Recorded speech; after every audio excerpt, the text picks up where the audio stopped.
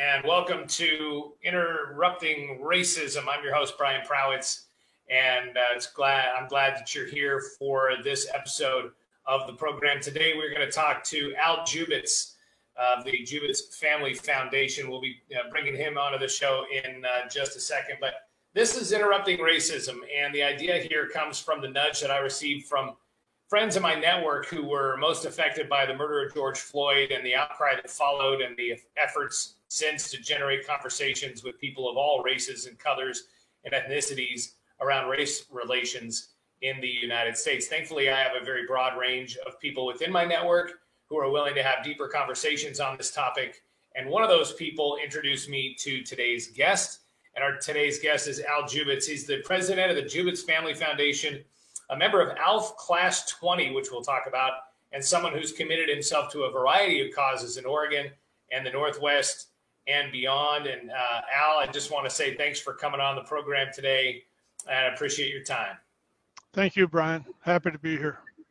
So I gave a little bit of an intro. What else might you add if you had 60 seconds to introduce yourself? Well, that's a good one. Retired businessman, activist my whole life. Care a lot about what's today called racial justice, but social justice, and have 3 daughters, all grown, and 5 grandkids.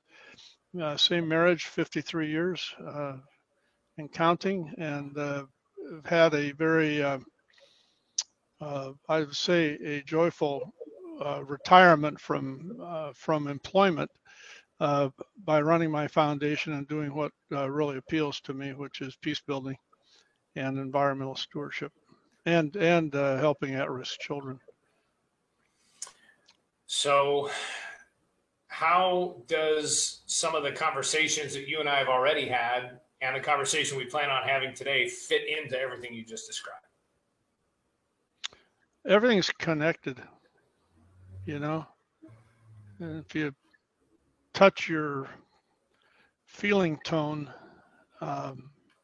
often and you don't feel quite right, it's probably because of something that you did do or you didn't do, and that's bothering you. And it's good to touch base with those feelings and to try to resolve within yourself your own peace.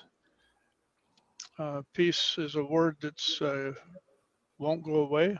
It's been used for generations. It means a lot of different things, but starting with personal peace is a good place to start, and then to look at structural peace and peace building as a multitude of different activities is also part of it. So I don't profess to be the most peaceful person all the time, but I strive to be. So one of the things that's happened to me here in the last few months, and you've been doing this a little longer than I have, but in the last few months, I've really been sort of engaged in this whole conversation around race relations. And I started having conversations with people within my network who were either people of color or further along in the journey. And it was so cool to have these people that I know and trust. Well, it wasn't so cool, but it was amazing to hear their stories and start to learn a little bit more and realize that I have a lot of learning to do. And those conversations led me to other conversations with people like yourself. And I've got several other people as well that I can't wait to introduce others to. And the depth of the conversations, like you and I, this is the second time we've spoken. So the first time we talked on the phone, it took us about 5 minutes to get past some of the surface stuff and really start to get into the meat of this issue. And it's been extremely satisfying. And so I say that to sort of set up for people who are watching maybe and trying to figure out where I'm coming from and what my experience has been. It's amazing to have people you can reach out to who can take you through the process and teach you some things. And those are the conversations I think that are so important that we share right now. And that's why I feel like this is such a valuable conversation. So all of that to say, take me through the process you went through when you began to realize that you might be part of the problem? Yeah. Oh gosh, What did that occur to you? For those of you that are listening on the radio, I am white, male, and Yale. Some people today are saying that's the problem. The pale, male, and Yale. So I was very lucky to have educated parents, to be born male, white in the United States of America in the 1940s, and that privilege I did not understand until I joined ALF at age 60. I mean, really late. I thought I was very well educated and knew pretty much a lot about a lot of things. But little did I realize until I joined ALF. And I see in the chat that Chris has asked the question, what is ALF? So I'll spell it out. It's American Leadership Forum, and it's the Oregon chapter. It's been going for 37 years, I think. But in ALF, I discovered a whole new part of my education that I took for granted, and that was my privilege. I've mentioned it, educated parents to start with. And so that gave me a whole new sense of empathy and caring that I only maybe intellectually had prior to then, if that. And it's that caring that got me to think about human rights and the Universal Declaration of Human Rights.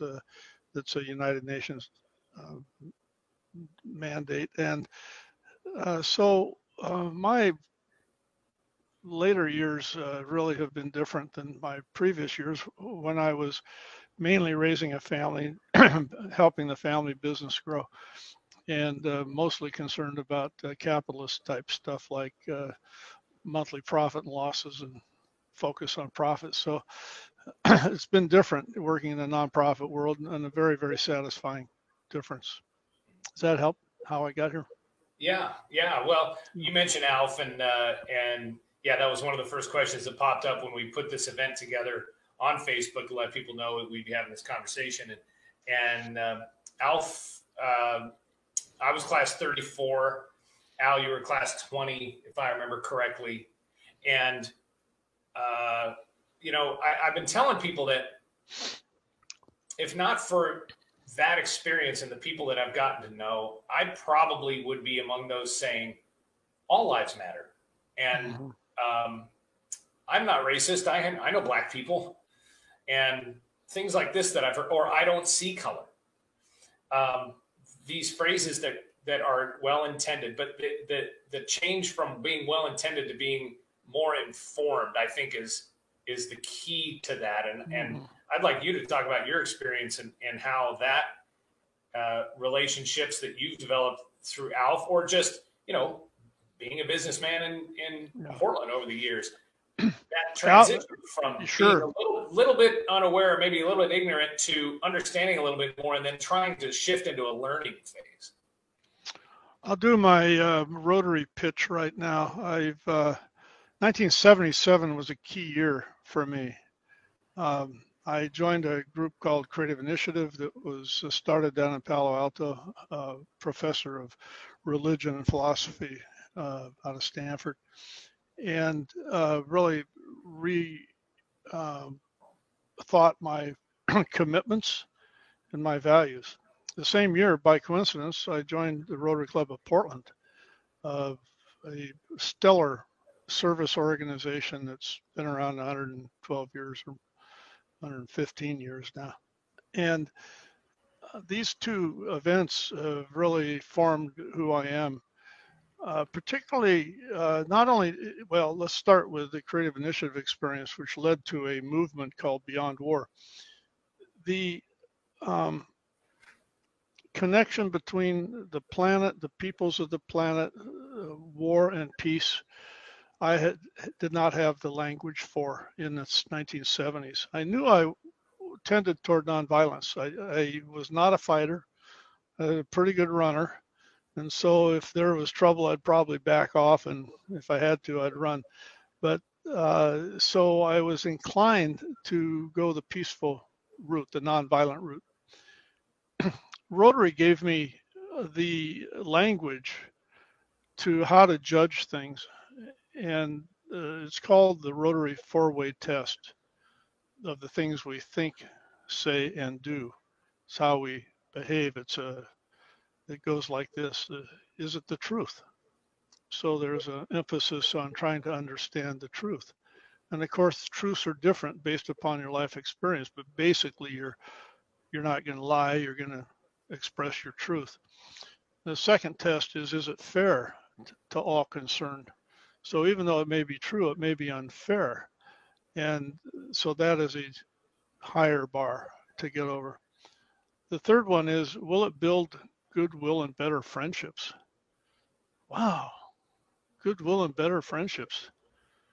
That's kind of a novel concept. And if I apply it to my business life, I had purchasing power over some very small vendors.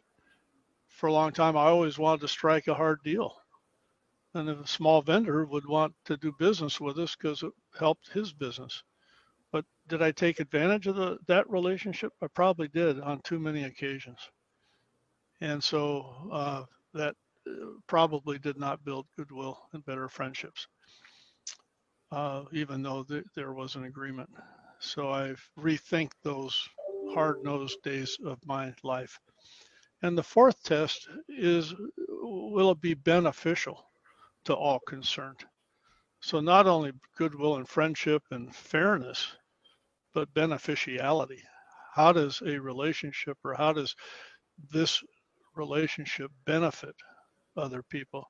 Now, when you apply that to today's challenges, whether they be environmental through climate change, or systemic violence, such as our institutions that are not fair to all concerned and are applied unfairly in many, many cases, to the state of the nation's policing, which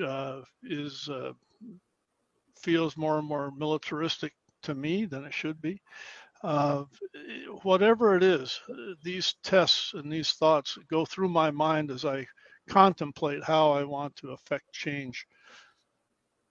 So those two instances started back in '77 by coincidence.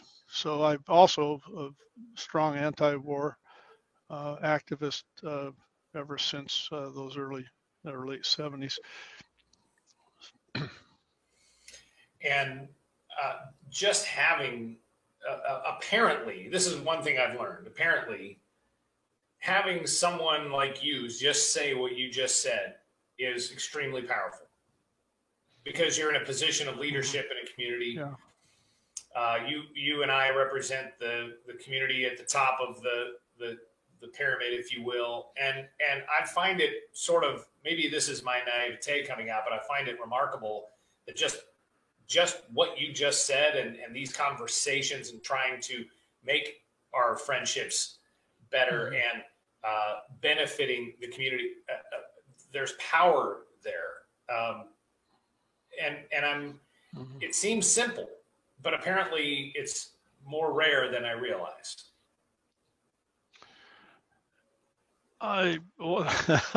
What you get with me is sort of just whatever I'm thinking at the moment. Right now, I'm thinking about the pandemic and the rare opportunity it provides us to slow down and to think and to observe and to create different solutions to our lifestyles.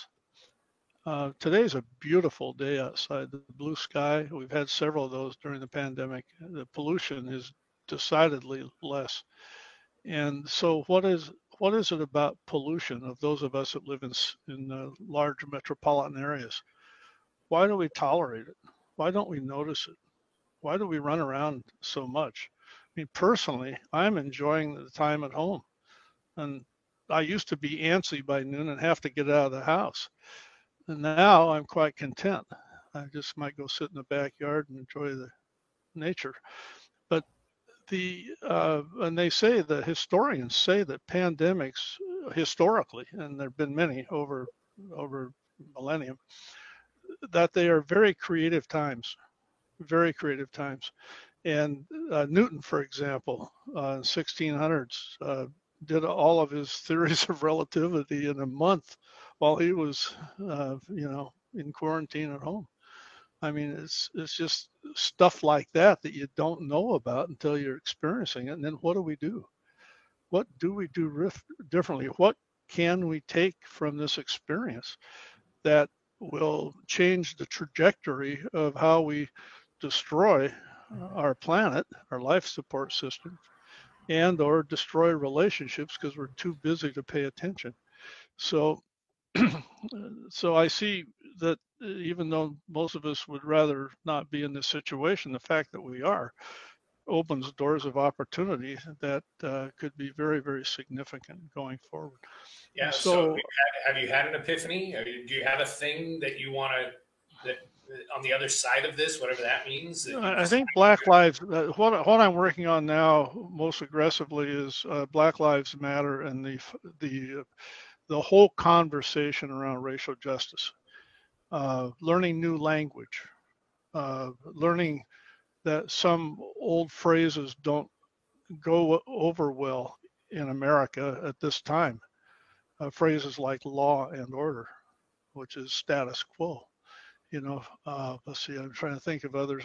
I'll think of them as we discuss, but these very, very anxious to overhaul policing.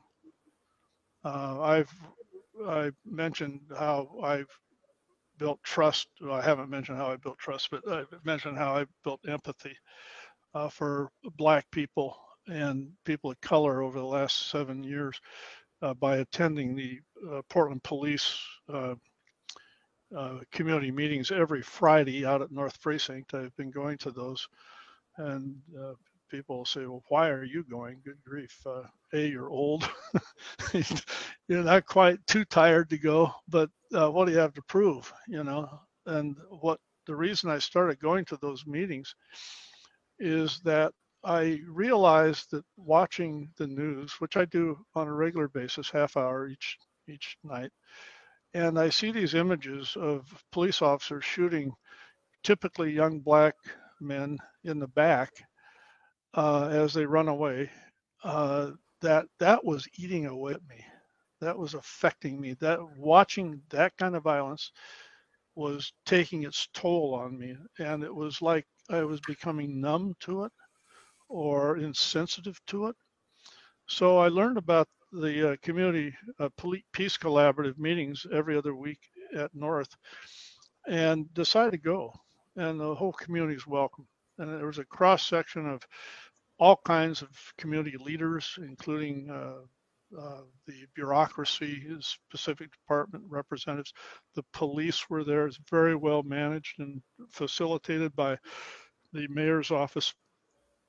And I would go there and I would hear story, and I would get infilled. All that hatred that you see on TV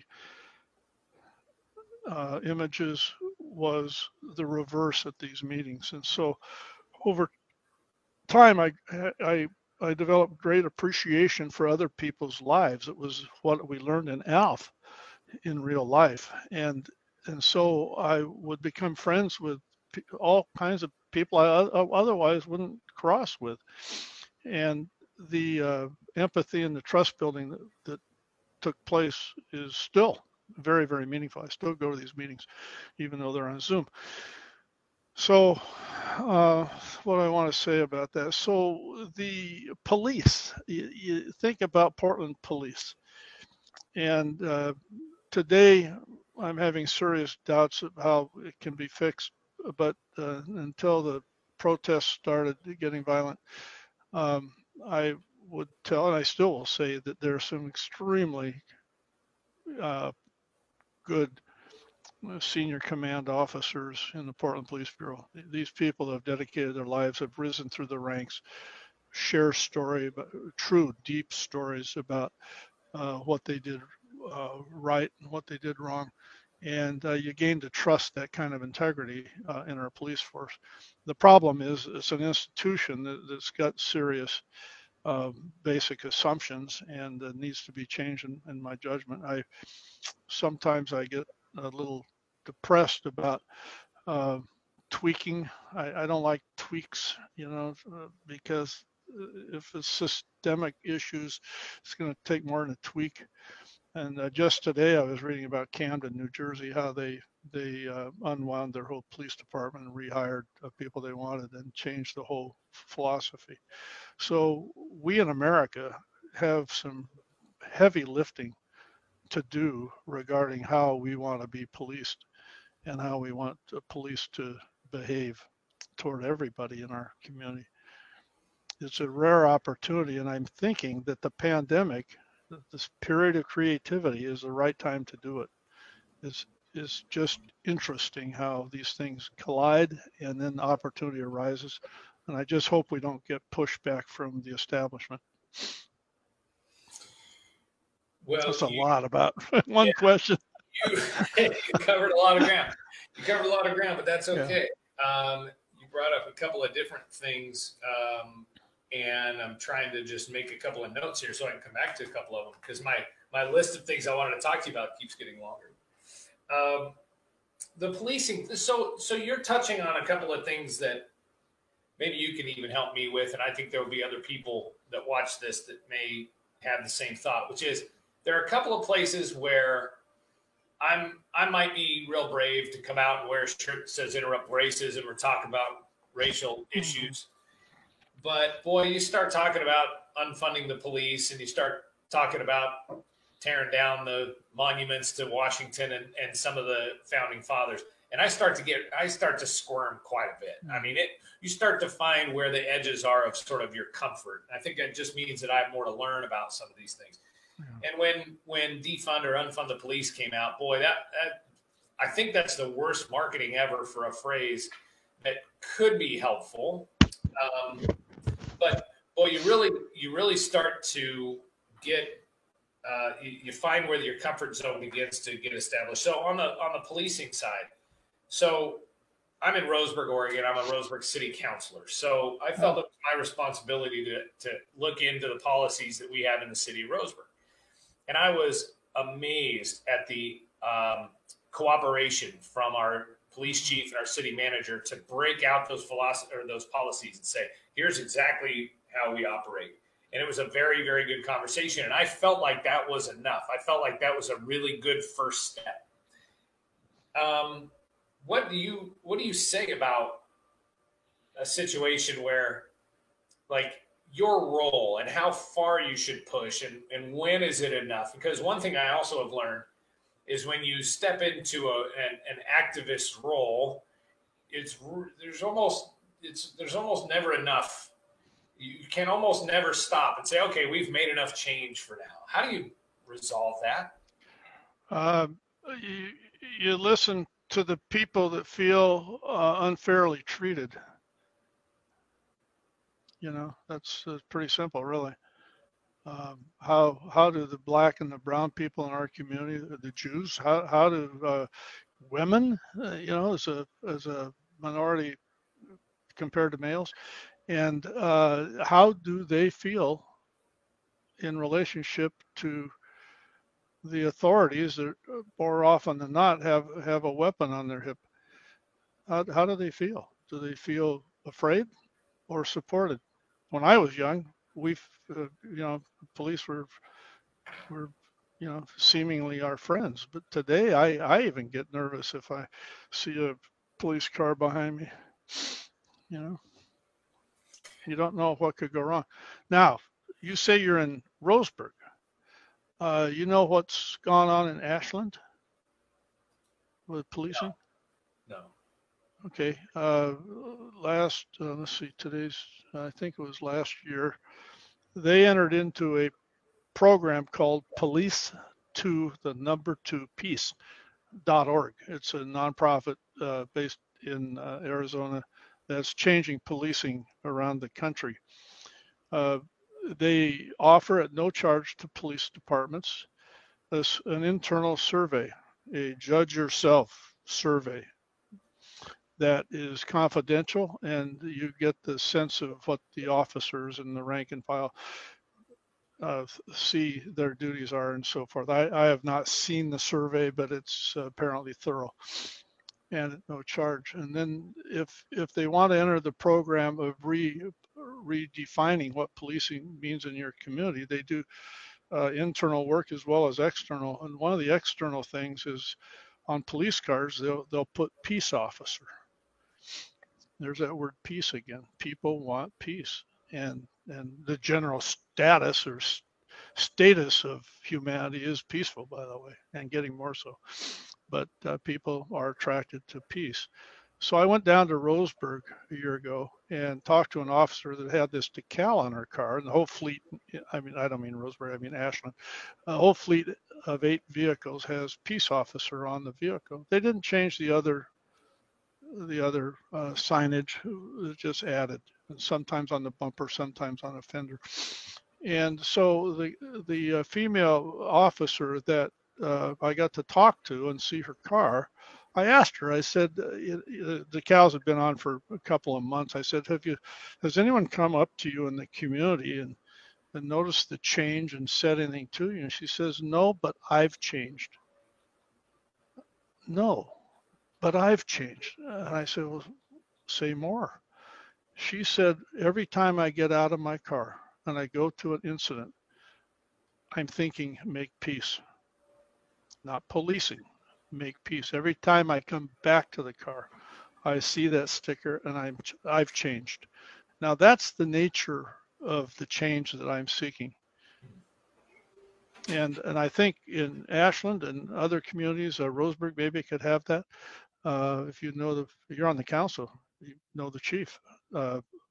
Please look up police2peace.org and hear the good news. It can be done. It can be different. Thank you for that. Thank you for that lead. Mm-hmm. I am encouraged by the fact that in Roseburg we have a contract that we're about halfway through with a local mental health delivery organization here called Compass. And they actually have a mental health, a BHU person, behavioral health person, who's an expert who travels with the officers once a week, so that police can, if they need to, well, in the case of the ride along, it would be the officer would know that day they would have that expert with them, and they might be able to go visit some people that they see on the street all the time to kind of do a mental health check. Mm-hmm. And then also there's a crisis response team that's available from that organization as well, who could be called in if there's a clear mental health issue happening in the community that a police officer then wouldn't necessarily have to be the expert on the scene. Now, the police do go through CIT training. They stay on top of a lot of these things, but obviously you couldn't be a PhD in mental health and behavioral health and also potentially also be an officer, So it's good to have that. So that mm-hmm. model is happening through previous iterations of the theory that is to change funding for police and add some other experts to the picture, so officers don't necessarily have to be an expert in all these other things.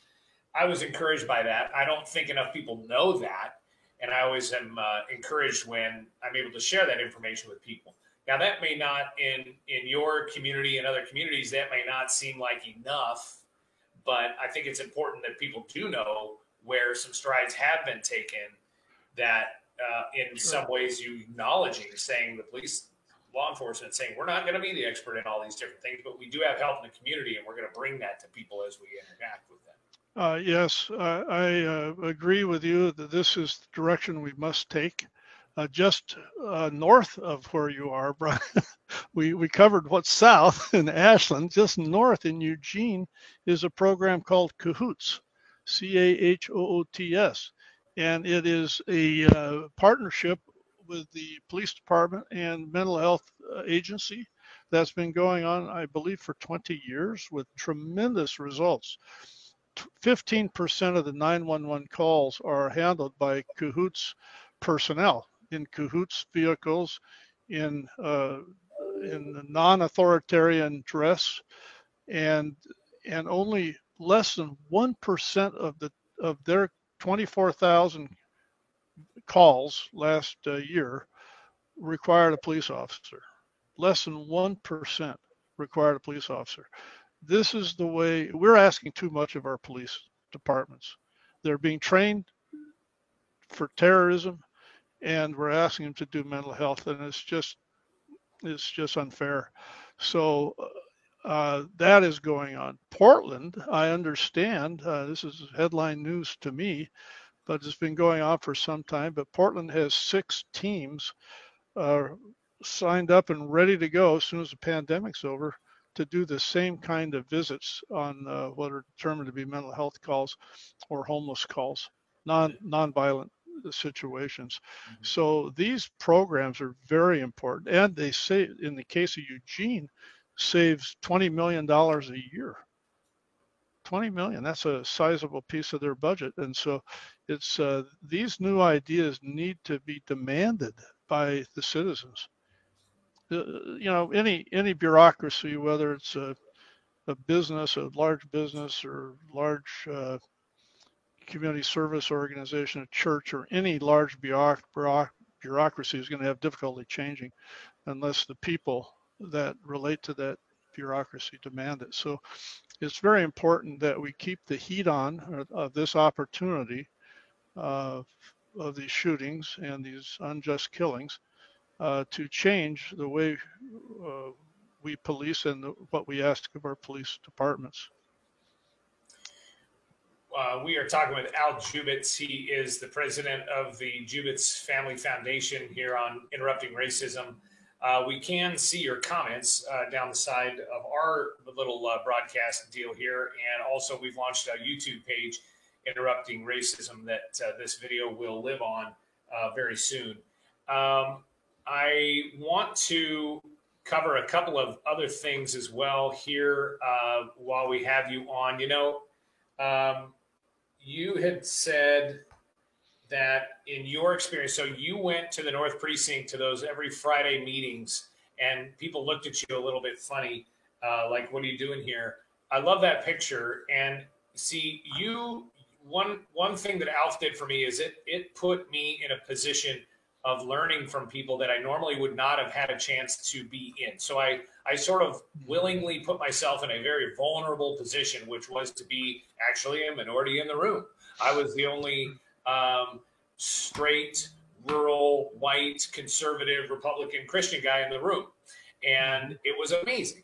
And there was a tremendous amount of unconditional love extended to me from the people in the group that I was in. And that meant the world, because I made some very bad mistakes. I made some gaffes, and they were responded with truth and love, and it was something to behold. And that's really where the change for me happened, because then I could admit, hey, I have a lot to learn, and I was accepted in that situation. And I think that's extremely rare. So you go to these meetings and you begin to hear the stories firsthand. And that's another thing that's happened, is that I begin hearing these stories firsthand. And as helpful and potentially powerful as it is for guys like you and I to share the stories we've heard from our friends of color, I think it's even more powerful for people like us to be able to maybe create a lane and amplify their stories as they describe them to others within our network. But that opportunity to hear others' stories, to be vulnerable, and to learn from others' experiences, I think is transformative. If you would kind of riff off of that thought for just a minute on how important it is for people like you and I and our friends in our white leader businessman sort of network to hear the stories of people of color. Because I think to me, that's the difference, because where else are you going to hear those stories honestly? When it gets uncomfortable, we can turn away. Sometimes you shouldn't turn away. You need to hear what they have to say. That's right. They're just for the audience, there are 2 bi-weekly, every other week, meetings that do not conflict. So every Friday, CPC, Community Peace Collaborative, used to be called the Gang Violence Task Force. And the people tired of that designation and wanted the word peace in their name. And so very quickly made a decision to call it the CPC now, Community Peace Collaborative. The other group is the Interfaith Peace Action committee led by Pastor Matt Hennessy of the Vancouver Avenue First Baptist Church, terrific leader. And here the faith community meets and discusses with police the police tactics, so to speak, or protocols and policing and specifically and how to treat people of color and so forth. So both these meetings are very powerful in their own right. One day we had a representative from Atlanta, Georgia, introduced to us, and the person got up, and he was from the CDC. Now we've heard a lot about CDC lately, and he said this kind of meeting doesn't happen anywhere else in America, would never happen in Atlanta. Keep it up. And so that gave us all a great deal of satisfaction that getting together with others often is very, very important. And so storytelling is a lot of that. There's education elements of those meetings, and I just encourage anyone listening that Friday, the CPC is every other Friday starting at 10 to 11:30, and the IPAC meetings, Interfaith Peace Committees, are the alternate Fridays starting at 9 o'clock. So these are very, very important opportunities for us to understand each other. I always felt that this was the antidote, if you will, to seeing Portland police officers on national television shooting someone in the back as they run away. I think I'm a little naive because I do think that could happen, and there have been police involved shootings of Black people. And one of the participants in the CPC meetings, whenever she comes often, and she always announces herself as the mother of the child that died, to remind us of why we're meeting. We're trying to be preventive about further violence. So yeah, that's important. Now, I do want to, if time permits, Brian, tell a story that about how unfriendly the system is.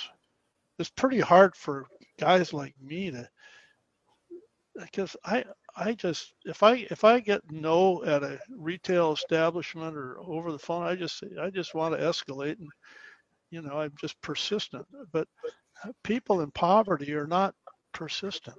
They take no for an answer, and so their lives are entirely different. I through the Rotary Club mentored two young Black men from age 12 until the second one's now about 27 or 8. And you get really involved in their families. And he had a stepfather, white, and his mother actually Hawaiian, but looked dark. And the cascading effects of one incident is what I want to talk about right now, and how it spiraled this family into essentially homelessness and divorce. So as I recall the events, the father was trying to capture the younger brother at 11 o'clock at night in the neighborhood, who was out in curfew. And he was out when a neighbor apparently called the police to come and investigate a young Black, probably 14 years old, out beyond curfew. Well, the stepfather, white, went out, and the policeman asked for his identification. Went to the car, came back, and said, "There's a warrant out for your arrest."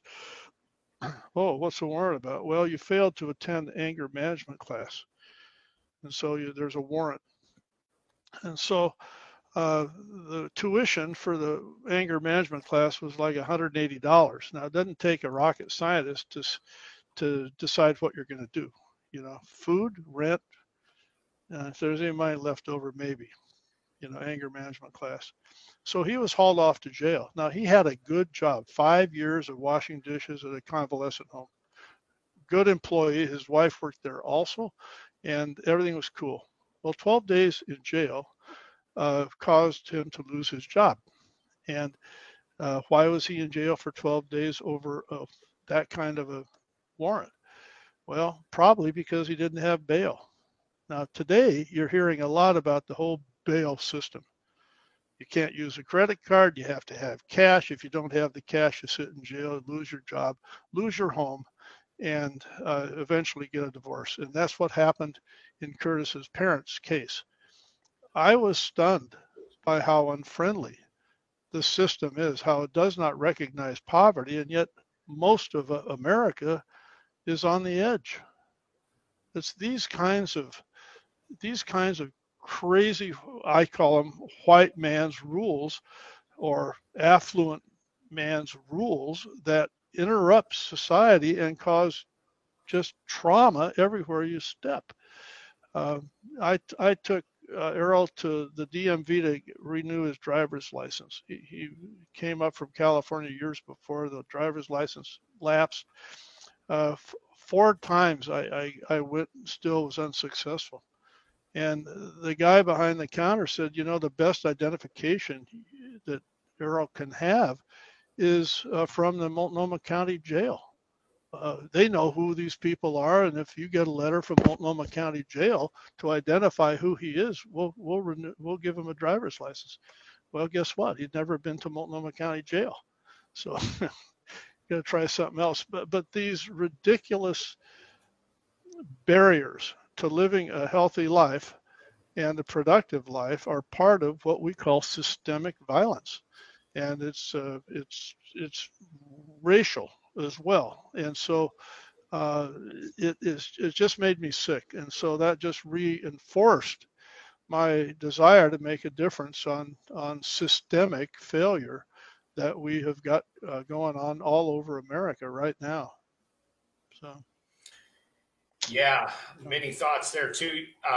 First of all, it's those sort of systemic things that people of color are so frustrated that all of guys like me are like, oh, that's happening. And they're saying, where have you been for the past, you know, what, you want to go back 30 years? You want to go back 50 years? You want to go back 400 years? Where have you been? Like, paying attention to this. This is the systemic stuff that we are literally rioting about in the streets right now, trying to get some attention on, because being nice about it hasn't really worked.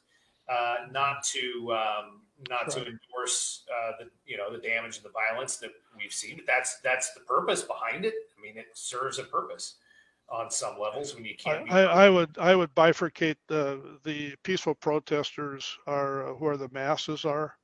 And that image of the Burnside Bridge with all the people is what I keep in mind when I think of peaceful protest. The vandalism most people are against, including myself, that is not helping the cause. And the vandals, I don't think, really have the same cause. So the police are not, I'm very frustrated by the lack of ability to root out the rotten apples, so to speak, that are causing all the vandalism, because they ought to be locked up for a while, at least till they post bail. At least we need to know who they are, because they're causing a lot of damage and hurting the overall message. So I agree with you. And the reason I was originally, I was saying that the rioting served no purpose, as I was kind of riffing as I was doing on Facebook Live. And one of my African American friends said, I have a little bit of a different take on that. And it's because of what I was saying, that the opportunity to try to have some kind of peaceful conversation just has failed, to the point where some people feel so frustrated that they lash out this way. No question at all that a lot of that damage, and there are people involved in that have ulterior motives, that are definitely ruining the opportunity for this kind of civil conversation. And certainly though that activity has been heavily criticized by just about everybody watching what's been happening. I also think, going back to another point that you had made, but I've lost it now. So we got off on another angle. I do want to hit just a couple of other things. Having more of these conversations, trying to get the message out, having this effort right here with you on this program, for me, is a way to try and inject some civility and some intelligence. Hopefully, if you and I can do that for people, sure. To have an intelligent conversation about this issue that is literally dividing our country in so many ways. And the other thing that's happened, and I applaud you, Brian. Let me just applaud you for doing something. Each of us has an opportunity to do something, and you've decided to do it through these, what's this called? Podcast? Or no, it's not a podcast. Yeah. What's it called? We're redefining it. You know, okay. Video. I don't know what that is. By the way, one of my action steps, which kind of surprised me, was I put a message in a chat box, got 5 people to reply, and now every Saturday morning at 10 o'clock, I have what's called racial justice Zoom meeting, and it is Rotarians from around the metro area, including Ashland, David Wick down there, and we invite others to attend. But these are people serious about making certain that significant, hopefully very lasting change takes place as a result of this moment in time. And so we have guests coming, and one is Lou Frederick in the Oregon State Legislature.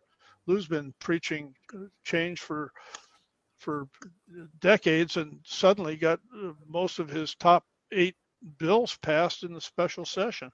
Joanne Hardesty, who's been around Portland for years, is now the go-to person on what systemic failures we have and how to change them. So these Black leaders are the ones we must listen to, understand, and support. And so that's kind of what I'm doing in addition to everything else. But it's very, very satisfying work, because we know that the unfairness and the injustice has escaped our consciousness, because we live in our own bubble where we don't confront the inhumane nature of some of these systems. And so to be empathetic toward others is what we, in the later years, it's all we have, I think, to do the rest of my life, is to try to make it a better place for others, the world, get the world a better place, including the environment. We have got to pay attention to the death of our life support system, and challenge ourselves to move off of fossil fuel. My family name is associated with selling fossil fuel, and I did that for years. And but we need to make the conversion very, very quickly. Well, trying to speak into the void right now, where there's so much division and ignorance, is really the goal here. And I really, that's why I appreciate your time so much and your perspective. And just a couple of other things for you.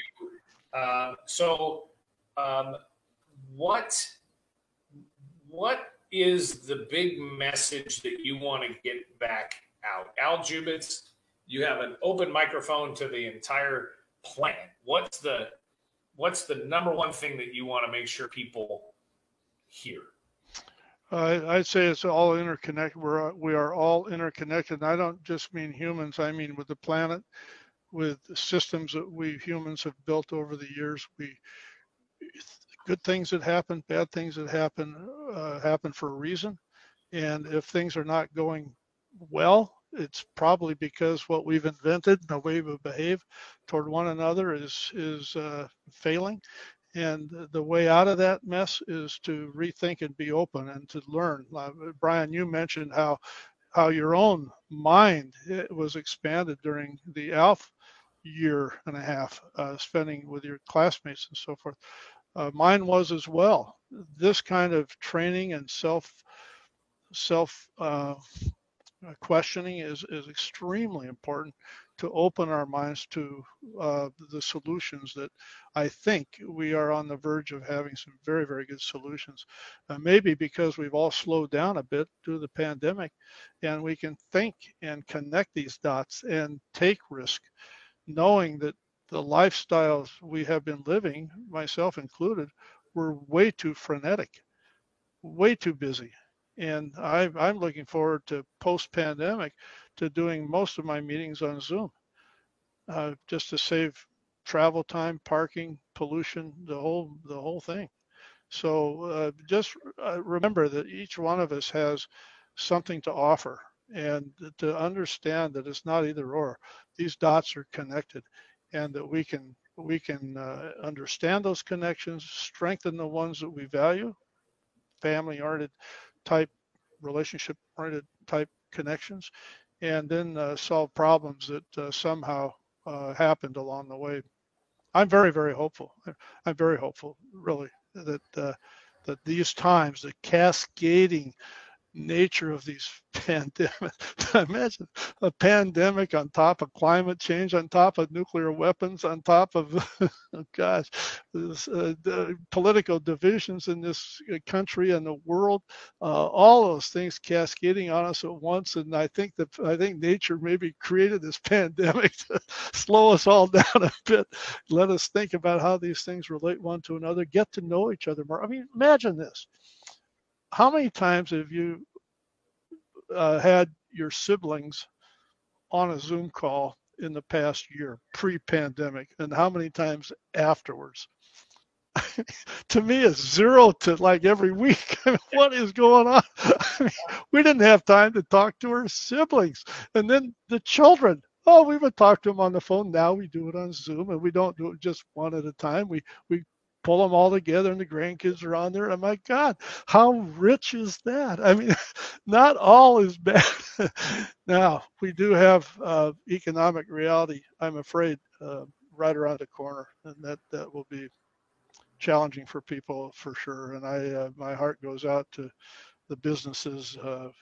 I came up in the restaurant business. I know they're really struggling, and many other small businesses will be struggling. But if we are honest with each other, if we tell the truth, if we seek fairness and understanding and goodwill, it'll all work out, as we say in Rotary.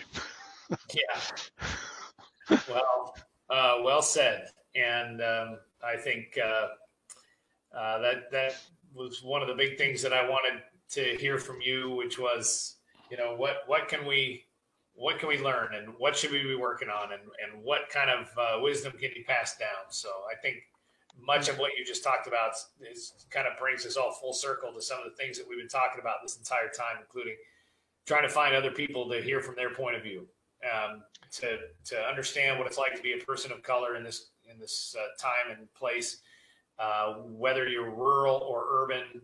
Those stories and those experiences are extremely important for everybody to understand. And when you understand a little bit more, it can inform the way you talk and make you hopefully a little bit more, a little less ignorant to some of the things that you do hear come out of people's mouths sometimes, whose intent might be perfect. I know I've said a lot of things with pure intent that have absolutely been completely ignorant. And there's another thing I think we all need to be cautious of, Brian. That's the media. Yes, I'm for free speech and journalism and honest analysis of current events and so forth. But the media, the mass media, tends to thrive on conflict, and so they will work very, very hard to make it black or white, when we all know, if we stop to think, that most situations are neither black nor white. They are somewhere in between. And so we need to really work to not be enamored by either or, but rather to seek the common points of each issue. So I wanted to say that. And the other thing is to have serious talk to people that profit from violence. And I'm thinking, of course, of the military-industrial complex. It's very, very powerful. The halls of Congress, and sells their weapons and wants them sold around the world.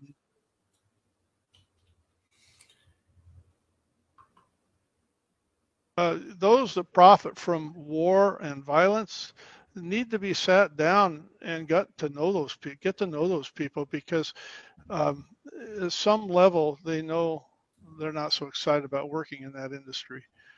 We don't have the luxury on the planet to explode bombs and munitions and, God forbid, nuclear weapons, because our life support system is getting damaged every time that happens. And so I hope that each of us finds our own voice, and that we talk turkey with people, meaning how do they feel? What's their aspirations? What do they want for their family, their children? I just love the conflict that was resolved in Klamath Basin, Southern Oregon, the Klamath Basin Reclamation Agreement.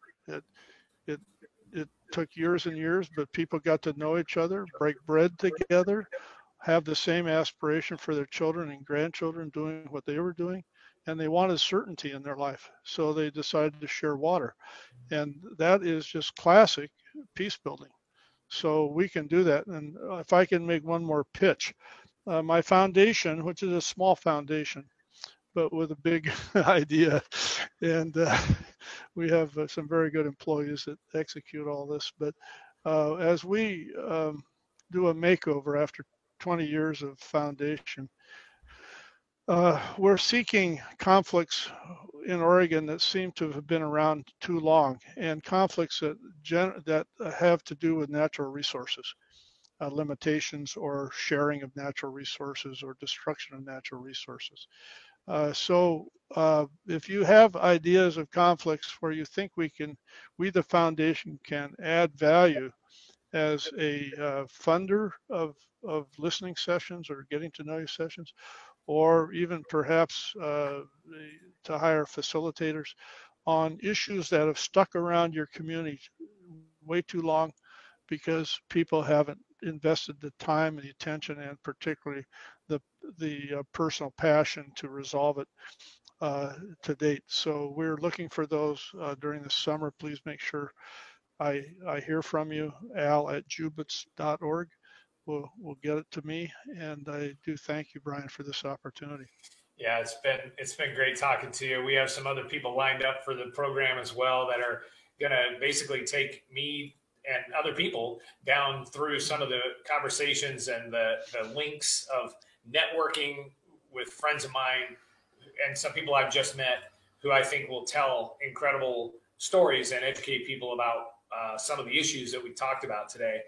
I want to run through very quickly before we say goodbye. We've got some great comments over here, and I want to share just a few of them, because as we were going along, Lisa Watson, who is the person that you and I know that put this conversation together, she started to make some comments there, and she talked about Cahoots a little bit, and then tagged the Cahoots executive director, Ebony Caprice Morgan. Turns out, from Andrea Zielinski, who's a fellow city councilor in Roseburg, and we have a meeting tonight, by the way. Cahoots came to Roseburg to work with the Compass and Roseburg Police combination that I described to you, Al, to set up Roseburg's crisis intervention team. So that's pretty cool. Good news. Thanks, Andrea. So we did that. I can't take credit for it, but that did happen. And then Joyce Axie, who is important in my world and introduced me with a few other people to ALF, the American Leadership Forum of Oregon. She was asking if the meetings that you were talking about on Fridays in Portland could potentially be posted on Facebook or YouTube. So I'm sure you wouldn't necessarily. City of Portland, the mayor's office will answer that. Yeah.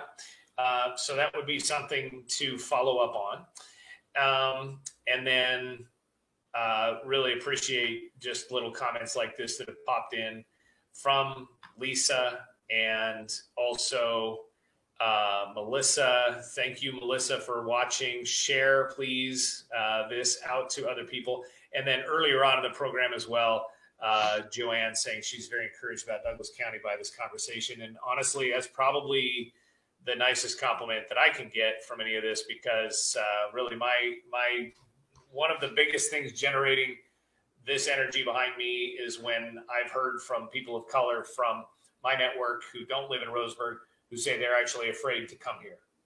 Mm-hmm. And you can have all the opinions and you can talk all the politics you want. You can argue about 1,000 things that's happened. But when somebody who you respect and love says they don't want to come to your town because they're afraid, to me, everything stops. And that's pushed me into this little forum here that has taken place since George Floyd's murder and everything that's happened since then. So hopefully, Al, I wish you luck with everything that you're working on.